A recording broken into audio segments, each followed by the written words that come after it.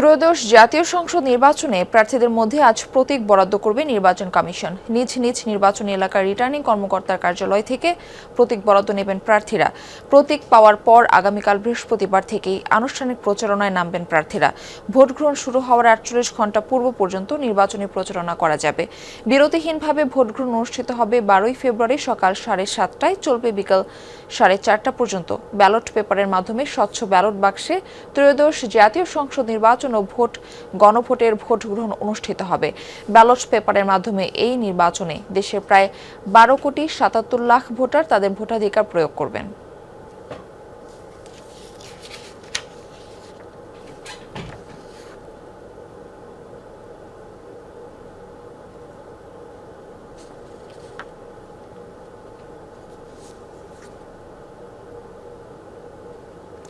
দর্শক, প্রতীক বরাদ্দের আরো খবর জানাতে চট্টগ্রাম ও কুমিল্লা থেকে যুক্ত হচ্ছেন দুই সহকর্মী। শুরুতেই যাচ্ছি চট্টগ্রামে, সেখানে রয়েছেন আমাদের সহকর্মী শহীদুল সুমন।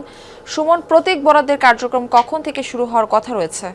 নতুন ব্লেন্ডে আরো রিচ অ্যারোমায় সেলন ফ্যামিলি ব্লেন্ড টে। মারফি, সকাল 10টা থেকে এই কার্যক্রম শুরু হবে। এটি আগেই নির্বাচন কমিশন থেকে নির্ধারণ করা হয়েছিল সময়টি, এবং সেই সময়তেই মূলত চট্টগ্রামের যেই 16টি সংসদীয় আসন রয়েছে সেই 16টি সংসদীয় আসনের যারা প্রার্থী রয়েছেন তাদেরকে প্রতীক বরাদ্দ দেওয়া হবে। চট্টগ্রামে 3 জন রিটার্নিং কর্মকর্তা রয়েছে। একজন হচ্ছে বিভাগীয় কমিশনার, একজন জেলা প্রশাসক, একজন নির্বাচনী কর্মকর্তা, জেলা নির্বাচনী কর্মকর্তা। তাদের স্ব কার্যালয় থেকে মূলত এই প্রতীকটি বরাদ্দ দেওয়া হবে। প্রতীক বরাদ্দ দেওয়া হলো আসলে মারফি রাজনৈতিক যে দলগুলো রয়েছে তাদের প্রার্থীদের মধ্যে খুব একটা বেশি এর আগ্রহ নেই, কারণ তারা তো তাদের যে দলীয় প্রতীক সেই প্রতীকেই নির্বাচন করবে। মূলত এই প্রতীক বরাদ্দর যেই বিষয়টি সেটি শুধুমাত্র স্বতন্ত্র প্রার্থীদের ক্ষেত্রে আমরা দেখছি তাদের মধ্যে বেশ আগ্রহ উচ্ছ্বাস রয়েছে। তারা কে কোন প্রতীক পাবেন সেটি তারা মনে মনে ধারণা করলেও আসলে সেই ধারণা বা সেই বিষয়টি কিন্তু সেই প্রতীকই আসলে তারা পাবেন কিনা এটি এখনো পর্যন্ত নির্ধারণ হয়নি। অর্থাৎ নির্বাচন কমিশন বা রিটার্নিং কর্মকর্তা যারা রয়েছেন তারাই আসলে মূলত এই বিষয়টি নির্ধারণ করবেন। আমরা যতটুকু শুনেছি জানি সেটি কোনো প্রার্থী যদি একই প্রতীক তারা বরাদ্দ চান সেক্ষেত্রে কিন্তু লটারির মাধ্যমেও আসলে রিটার্নিং কর্মকর্তা যারা রয়েছেন তারা সেটির ফলাফল দুজনের মধ্যে আসলে একবারে যেটি নির্ভুলভাবে আসলে করা যায় সেটি, যেহেতু দুজনের মধ্যে যদি একই প্রতীক নিয়ে আসলে যাদের চাহিদা থাকে সেক্ষেত্রে আসলে নির্বাচন কমিশন লটারি ছাড়া তারা বিকল্প কোনো কিছু দেখছেন এমনটি আসলে বলছেন। আমরা গতকাল পর্যন্ত যে নির্বাচনী কার্যক্রম গিয়েছে মনোনয়নপত্রের যাচাই বাছাই কিংবা আপিল শুনানি সেই সবগুলো শেষ করে কিন্তু আমরা দেখছি চট্টগ্রামের 16টি সংসদীয় আসনে যেখানে 143 জন প্রার্থী তাদের মনোনয়নপত্র জমা দিয়েছেন সেখানে আসলে সর্বশেষ যে চূড়ান্ত তালিকা প্রকাশ করা হয়েছে সেখানে 111 জনের প্রার্থীর নাম আমরা দেখছি। সব মিলিয়ে কিন্তু এই 111 জনই চট্টগ্রামের 16টি সংসদীয় আসনে 12 ফেব্রুয়ারি যে ত্রয়োদশ জাতীয় সংসদ নির্বাচন হবে সেখানে প্রতিদ্বন্দ্বিতা করবে। মারফি। সুমন, ধন্যবাদ আপনাকে। দর্শক, এবার আমরা যাচ্ছি কুমিল্লায় রিটার্নিং কর্মকর্তার কার্যালয়ে, সেখান থেকে যুক্ত হচ্ছেন আমাদের সহকর্মী খোকন চৌধুরী। খোকন চৌধুরী, নির্বাচন সংশ্লিষ্ট কর্মকর্তারা বা প্রার্থীরা কেউ কি আসতে শুরু করেছেন কিনা, প্রতীক বরাদ্দ নিয়ে আমেজ কেমন দেখছেন সেখানে সব মিলিয়ে জানাবেন।